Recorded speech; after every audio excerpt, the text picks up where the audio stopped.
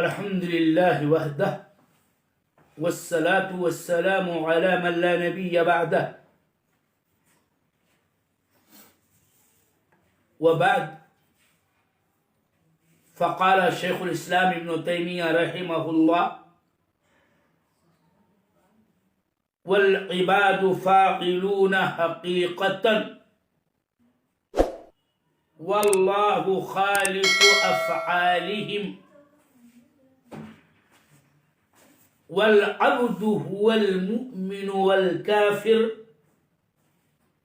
والبر والفاجر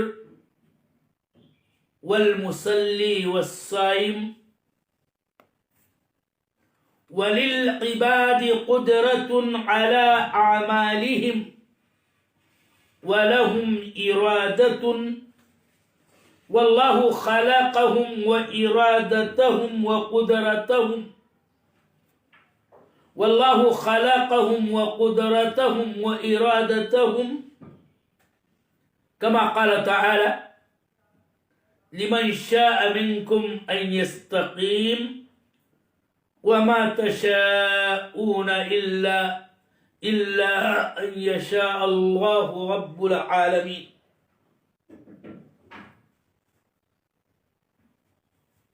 تقدیر کے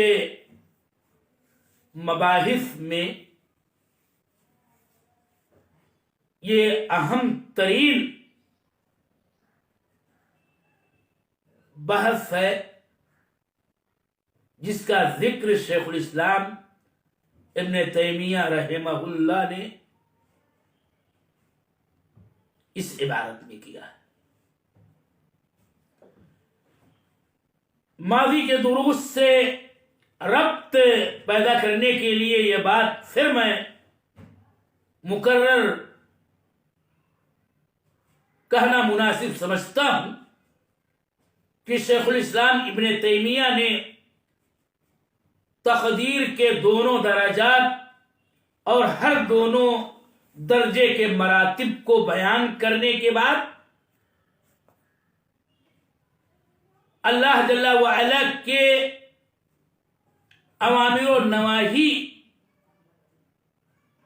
کا ذکر کیا، جو کل درس کا موضوع تھا کہ وَمَعَ ذَلِكَ أَمَرَ الْعِبَادَ بِطَاعَةِ رُسُلِهِ الی آخرہ میں.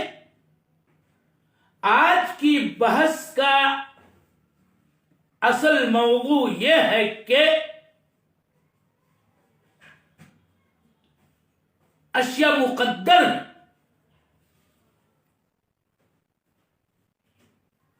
اس کے باوجود یہ حقیقت ہے کہ بندے اپنے افعال کو حقیقتاً کرتے ہیں، اور اللہ تعالی ان کے افعال کا خالق ہے، جیسے کہ خود ان کا خالق ہے. ان کے اعمال و افعال کا خالق اللہ تعالی ہی ہے. اور یہ بحث اس طور پر بہت ہی اہمیت کی حامل ہے کہ عام قدریہ جن میں سر فہرست معتزلہ اور اسی طرح سے متوسط نوع کے قدریہ، اشاعرہ اور ماتریدیہ و اشباہہم نے اس مسئلے میں وہ نظریہ اپنایا ہے جو کتاب و سنت کے دلائل سے مطابقت نہیں رکھتا ہے. اسی لیے شیخ الاسلام ابن تیمیہ کی یہ عبارت جس کو میں نے پڑھنے کی ابھی سعادت حاصل کی ہے، اس کو سمجھنا بہت ہی اہم ترین مسئلہ ہے. میں پہلے آج کی پڑھی ہوئی عبارت کا اردو میں ترجمہ آپ کے سامنے پیش کرنا چاہتا ہوں۔ میرے سامعین کرام و دیگر مستفیدین اور بالخصوص طلباء، ان سے میری یہ گزارش ہے کہ اس مسئلے کو سنیں، سمجھیں اور غور و تأمل کی شدید ضرورت ہے اس مبحث کو سمجھنے کے لیے۔ ترجمہ آپ کے سامنے کیا جا رہا ہے۔ شیخ الاسلام ابن تیمیہ رحمہ اللہ فرماتے ہیں والعباد فاعلون حقیقتا، بندے یہاں مراد عام انسان ہے، وہ حقیقت میں فعل اپنے فعل کو کرنے والے ہیں، اور یہ ان کا فعل حقیقی ہے۔ واللہ خالق افعالہم، یہ دوسرا جملہ جس کا بالکل ترجمہ واضح ہے کہ اللہ تعالی بندوں کے افعال کا خالق ہے۔ ترجمہ بالکل بكل معنی الکلمہ واضح ہے کہ بندے اپنے افعال کو حقیقتاً کرنے والے ہیں، اور اللہ تعالی ان کے افعال کو پیدا کرنے والا ہے۔ آگے کی عبارت بڑی معنی خیز ہے، اور ان دونوں عبارتوں میں جو بات ہے اسی کی تائید و تاکید اور اسی کی تفہیم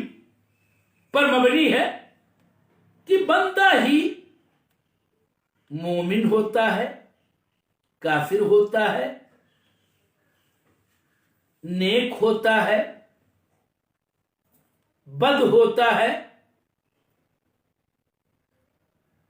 وہی بندہ ہی صلاۃ کرنے والا یعنی نماز پڑھنے والا اور صوم رکھنے والا ہوتا ہے۔ میں ترجمہ آپ کے سامنے بالکل حرفی پیش کرنے کی سعادت حاصل کر رہا ہوں کہ بندہ ہی مومن ہے، بندہ ہی کافر ہے، بندہ ہی بر نیک، فاجر بد، اور وہی صلاۃ یعنی نماز کرنے والا اور صوم رکھنے والا، روزہ رکھنے والا ہے۔ آگے کی عبارت ترجمہ بغور سنیں، اور بندوں کے لیے ان کے اعمال پر قدرت ہے، بندوں کو اپنے اعمال پر قدرت حاصل ہے اور ان کے پاس ارادہ ہے۔ اس جملے میں شیخ الاسلام ابن تیمیہ یہی کہنا چاہتے ہیں کہ بندہ اس کے پاس قدرت بھی ہے اور ارادہ بھی ہے، وہ ایک با اختیار مخلوق ہے۔ واللہ خلقہم وقدرتہم وارادتہم، اور اللہ تعالی نے ان کو پیدا کیا ہے، ان کی قدرت کو پیدا کیا ہے، ان کے ارادے کو بھی پیدا کیا ہے، اور ان عبارتوں کے اندر جو اصل مقصود واضح کرنی ہے، اور اس میں سب سے اہم بات یہ ہے کہ بندے فاعل ہیں، لیکن بہرحال بندوں کا فعل، بندوں کی قدرت، بندوں کا ارادہ، یہ سب کچھ اللہ تعالی کی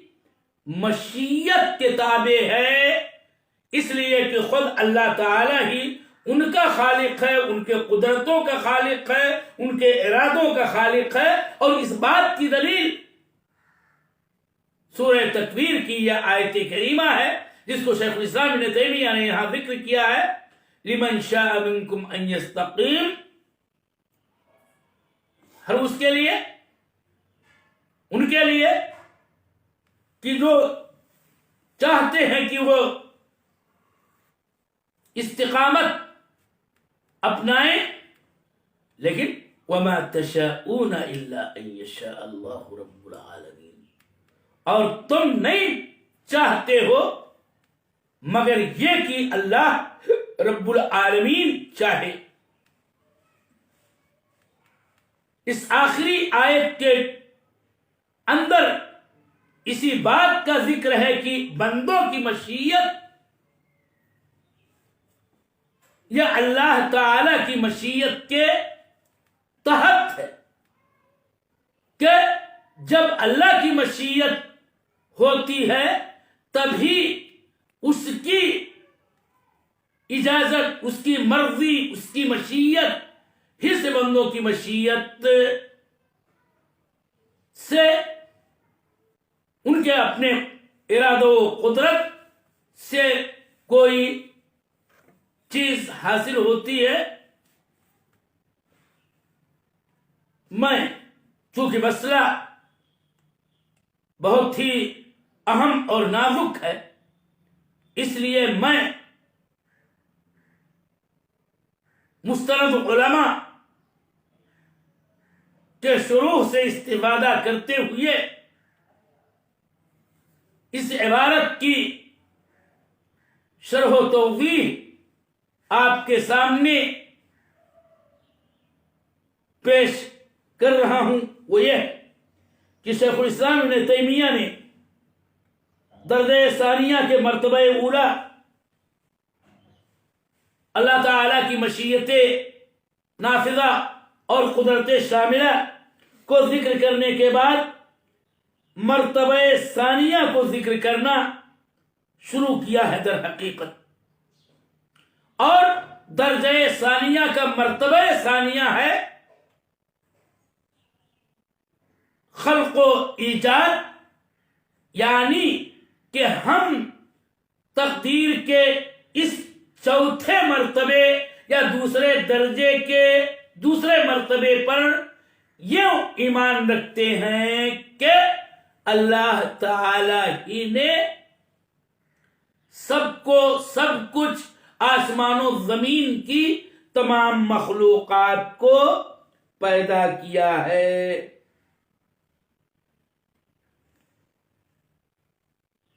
اسی اللہ جل وعلا کی خلق و ایجاد کے مسائل سے وابستہ یہ مسئلہ کہ کیا بندے جو کام کرتے ہیں، چاہے وہ نیکی کا کام ہو یا بدی کا کام ہو، ان کا جو بھی عمل ہے، کیا اللہ جل وعلا کے خلق و ایجاد کے اندر ہی آتا ہے یہ کہ یہ کہا جائے گا کہ بندے نے نماز پڑھی تو اللہ تعالی ہی نے اس کے اس فعل صلاۃ کو پیدا کیا، یا بندے نے خمر پیا، شراب پی، اس کا یہ عمل ہے بد، سوال یہ ہے کہ کیا اس عمل کو کس نے کیا اور کس نے پیدا کیا؟ ایک مصلی کے صلاۃ کے بارے میں یہ سوال کہ یہ فعل صلاۃ کس نے کیا، اور دوسرا سوال اسی سے کہ اس فعل صلاۃ کو پیدا کس نے کیا۔ اسی سوال کا جواب ہے شیخ الاسلام ابن تیمیہ کہ اس عبارت میں کہ والعباد فاعلون حقیقتا واللہ خالق افعالی، جہاں تک بندوں کے افعال کے متعلق یہ سوال کہ وہ فعل کون کر رہا ہے، کون کرتا ہے، کون اس کا کرنے والا ہے، اس کا جواب یہ ہے کہ بندے اپنے افعال کو کرنے والے ہیں، اور حقیقتاً یعنی بندوں کے تمام اعمال و افعال کی نسبت ان کی طرف کی جائے گی، اور یہ نسبت حقیقی ہوگی، اس میں کسی مجاز والی بات کا ذکر نہیں ہے۔ ایک بندہ صلاۃ پڑھتا ہے تو یہ بات سچ ہے کہ وہ حقیقی فعل صلاۃ کرنے والا وہی ہے۔ ایک بندہ صوم رکھتا ہے، روزہ رکھتا ہے، اس کا یہ فعل صوم اس کا اپنا حقیقی فعل ہے، وہی حقیقت میں صوم رکھنے والا ہے۔ ایسے اگر اعمال معاصی کی بات ہو کہ ایک بندے نے اپنی ماں کی نافرمانی کی، تو یہ حقوق کا جو عمل ہے، حقوق کا ماں کی نافرمانی کا عمل اور یہ فعل، وہی بندہ ہی اس کو حقیقت میں کرنے والا ہے۔ لیکن سوال کا یہ دوسرا حصہ کہ بندے کے فعل صلاۃ یا فعل صوم یا فعل حقوق، فعل شرب الخمر یا فعل زنا، فعل ربا، اس کو پیدا کرنے والا کون ہے؟ تو ہمارا یہ ہے تقدیر کے بعد میں، تقدیر کے جو چوتھے مرتبے کی بات ہے کہ ہمارا اعتقاد ہے کہ ہر شے کا خالق اللہ ہے، اللہ خالق کل شیء وهو علی کل شیء وکیل کی روشنی میں یہ ہے کہ بندوں کے افعال کا خالق اللہ تعالی ہے۔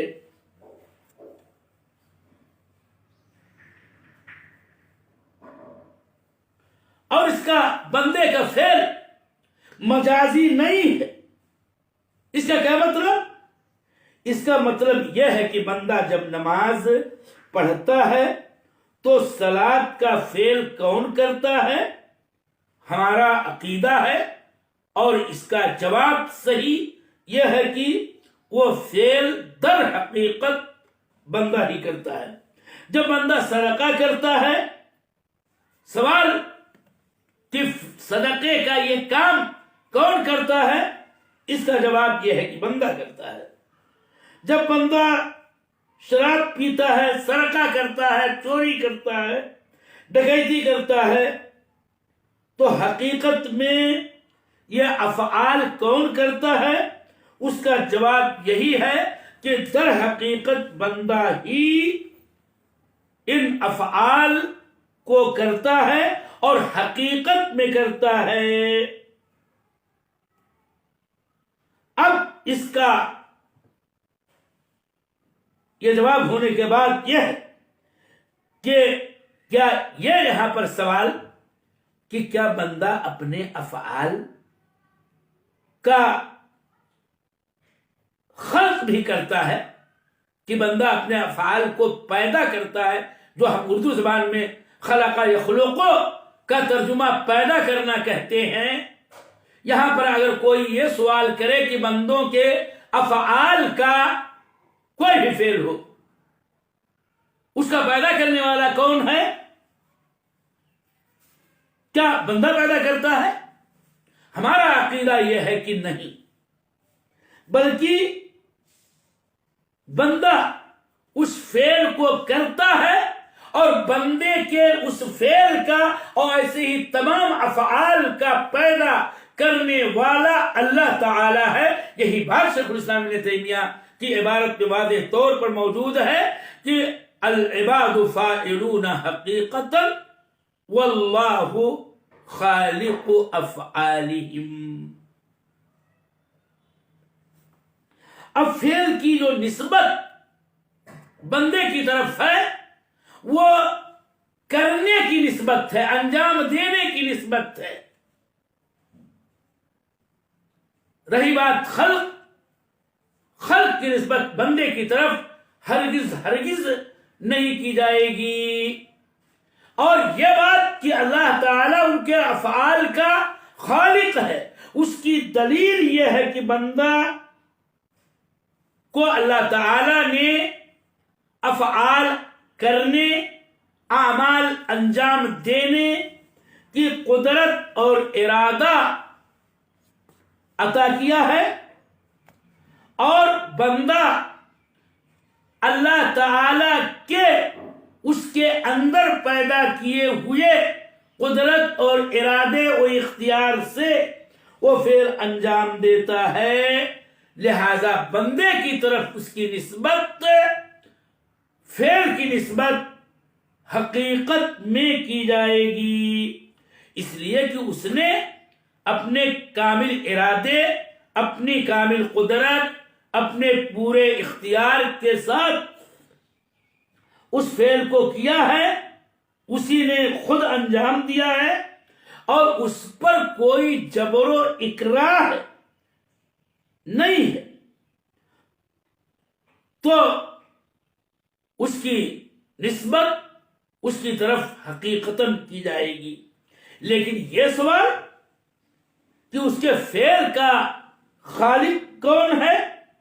تو شیخ الاسلام نے اسی کا جواب دیا ہے کہ اللہ خالق افعالہم، اللہ تعالی ان کے افعال کا خالق ہے. چنانچہ یہ بات ایک ساتھ کہی جائے گی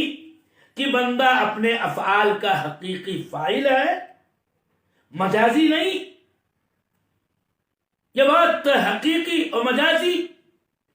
والی جو میں کہہ رہا ہوں وہ یہ ہے کہ اصل میں اس مسئلے میں اختلاف ہے اہل سنت والجماعت کا، فرقہ ناجیہ کا، اہل الحدیث کا، طائفہ منصورہ کا. یہ مذہب ہے کہ بندے اپنے افعال کو حقیقتاً کرتے ہیں اور اللہ تعالی ان کے افعال کا خالق ہے، جبکہ اشاعرہ اور ماتریدیہ اور اس سے پہلے آپ یہ سن لیجیے کہ معتزلہ، ان کا تو باطل عقیدہ اور نظریہ یہ ہے کہ بندے اپنے افعال کا خلق کرنے والے ہیں. وہ کہتے ہیں اور ان کا یہ مشہور مذہب اور قول ہے کہ بندے اپنے افعال کے خالق. اور معتزلہ اور اہل سنت کے بیچ حقیقت میں راہ پیدا کرنے کی اپنی سی کوشش میں اشاعرہ اور ماتریدیہ اور جو ان کے جیسے لوگ ہیں وہ یہ کہتے ہیں کہ اصل میں فعل کی نسبت جو بندوں کی طرف کی جاتی ہے وہ نسبت حقیقی نہیں ہے بلکہ مجازی ہے. جیسا کہ اور قدر تفصیل سے اسی بات کو میں آگے خود علماء مستند علماء کرام کی تشریحات کی روشنی میں آپ کے سامنے رکھوں گا. تو مجازی نہیں ہے بندہ فاعل جیسا کہ اشاعرہ ماتریدیہ وغیرہ کا قول ہے، بلکہ وہ اپنے افعال کا فعل کرنے والا ہے. البتہ وہ اپنے فعل کا خالق نہیں ہے جیسا کہ قدریہ کا عام نظریہ ہے، اور جس کی نمائندگی سب سے مشہور گروہ معتزلہ کیا کرتا ہے، کہ جس کا عقیدہ باطل یہ ہے کہ بندے اپنے افعال کے خالق ہیں. دراصل بندہ اپنے افعال کا حقیقی فاعل ہے اور اللہ تعالی اس کے فعل کا خالق ہے. اور اسی پر نصوص کی دلالت ہوتی ہے کہ فعل حقیقتاً بندے کا فعل ہے، اس لیے کہ خود نصوص میں ہمیشہ افعال کی نسبت بندے کی طرف ہے، اور کتاب اللہ کے اندر چونکہ ہم اہل سنت والجماعت کے نزدیک مجاز کا سرے سے لغت عربی ہی میں گزر نہیں ہے اور قرآن میں بھی گزر نہیں ہے، اس لیے کتاب و سنت کے اندر افعال کی نسبتیں اس کے فعل کرنے والے عباد ناس کی طرف کی گئی ہے، اور وہ نسبتیں حقیقی ہیں، کما قال تعالی ان اللہ یحب التوابین ویحب المتطہرین،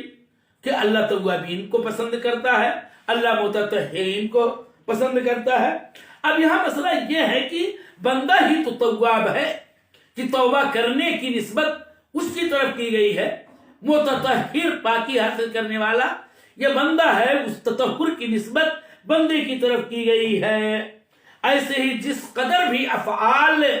کی نسبتیں نصوص کتاب و سنت میں بندوں کی طرف ہیں، وہ تمام نسبتیں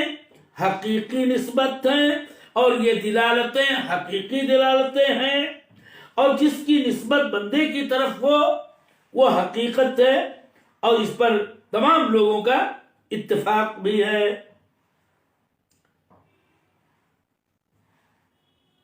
اسی لیے تمام دلیلوں میں اللہ تعالی نے صلاۃ کی، صوم کی، صدقے کی، جس کا اس نے حکم دیا ہے، اس کی نسبت بندوں کی طرف کی ہے۔ ان المسلمین والمسلمات والمؤمنین والمؤمنات والقانتین والقانتات والصادقین والصادقات، یہ پوری آیت آپ پڑھ جائیے، اس کے اندر بہت سارے اعمال اور عمل کرنے والوں کا ذکر ہے، اور اس کی نسبت بندوں کی طرف کی گئی ہے، اور یہ نسبتیں حقیقی ہیں کہ جب بھی کوئی یہ عمل مثلا بندہ انجام دیتا ہے تو اس کو حقیقت میں کرنے والا وہی ٹھہرتا ہے، اور اسی کو حقیقی فاعل کہا جاتا ہے۔ اب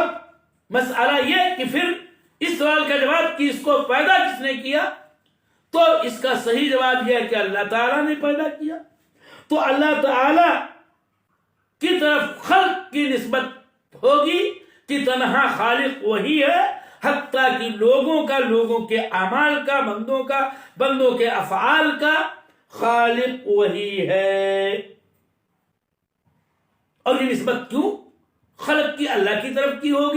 کی جائے گی، جبکہ بندہ اس فعل کو کرتا ہے؟ اس کا آسان سا جواب یہ ہے کہ بندے کے اندر فعل کے لیے جن دو چیزوں کی بنیادی طور پر حاجت ہے، اس کا پیدا کرنے والا اللہ تعالی ہے، اور وہ دونوں چیزیں ہیں قدرت اور ارادہ۔ یہ قدرت اور ارادہ بندے کے اندر کس نے پیدا کیا؟ اس کا جواب یہی ہے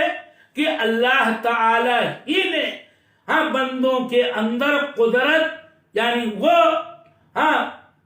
طاقت، وہ قوت کہ جس سے فعل کیا جاتا ہے، اور ارادہ کہ جس کی نیت کر کے اور جس کو اختیار کر کے بندہ کبھی یہ فعل کبھی وہ فعل، اس کو چھوڑ کے اس کو چھوڑ کے اس کو کرتا ہے، یہ اختیار و چوائس کی قدرت ہے، جس کا نام ارادہ بھی ہے، یہ بھی اللہ تعالی ہی نے پیدا کیا ہے۔ اور اس طرح سے سبب کا پیدا کرنے والا اللہ تعالی ہے، تو سبب سے جو مسبب وجود میں آتا ہے اس کا پیدا کرنے والا اللہ تعالی ہی ہوگا، جو واہب اور خالق قدرت، جو خالق ارادہ ہے، اور بندہ جب اس ارادے اور قدرت کو بروئے کار لاتے ہوئے کوئی فعل انجام دے گا تو اس فعل کا خالق بھی اللہ تعالی ہی کو کہا جائے گا، اور یہی صحیح ہے اور یہی درست ہے۔ انہی باتوں کو تو شیخ الاسلام ابن تیمیہ نے کہا کہ فعل کی نسبت بندوں کی طرف حقیقی ہے، اسی لیے ہمیشہ بندہ ہی یہ نیک، فاسق، فاجر، اور وہی مومن، وہی کافر، وہی مصلی، وہی صائم۔ اور دوسرے نکتے کا جواب دیا شیخ الاسلام ابن تیمیہ نے اپنی عبارت میں کہ بندوں کو قدرت اپنے اعمال پہ حاصل ہے، ان کو ارادہ میسر ہے، اور اللہ تعالی نے خود ان کو اور ان کی قدرت کو، ان کے ارادے کو پیدا کیا ہے۔ اسی لیے ہمارا یہ اعتقاد ہے کہ بندے اپنے افعال کے حقیقی فاعل اور اللہ تعالی ان کے افعال کا خالق ہے۔ آج کے درس میں اسی قدر پر اکتفا کیا جاتا ہے، اور ٹھیک اسی موضوع پر بقیہ اور باتیں کہ جن سے فرقہ قدریہ جو خلق افعال عباد کے سلسلے میں یہ نظریہ رکھتے ہیں کہ بندے اپنے افعال کے خالق ہیں، اور جبریہ جن کا یہ باطل اور فسفسا نظریہ ہے کہ بندے اپنے افعال کے اوپر مجبور ہیں، کہ انہوں نے ایک طرف تو ان لوگوں نے قدرت و ارادہ میں غلو کیا ہے قدریہ نے، اور بندوں کو اپنے افعال کا خالق قرار دے ڈالا، تو جبریہ نے ان سے ارادہ اور قدرت کو یوں سلب کر لیا کہ ان کو بمنزلہ جماد قرار دیا، اور دونوں ہی نظریے باطل ہیں، اور دونوں نظریوں کی بطلان کو انشاءاللہ کل کے درس میں واضح کیا جائے گا۔ وباللہ التوفیق، وصلی اللہ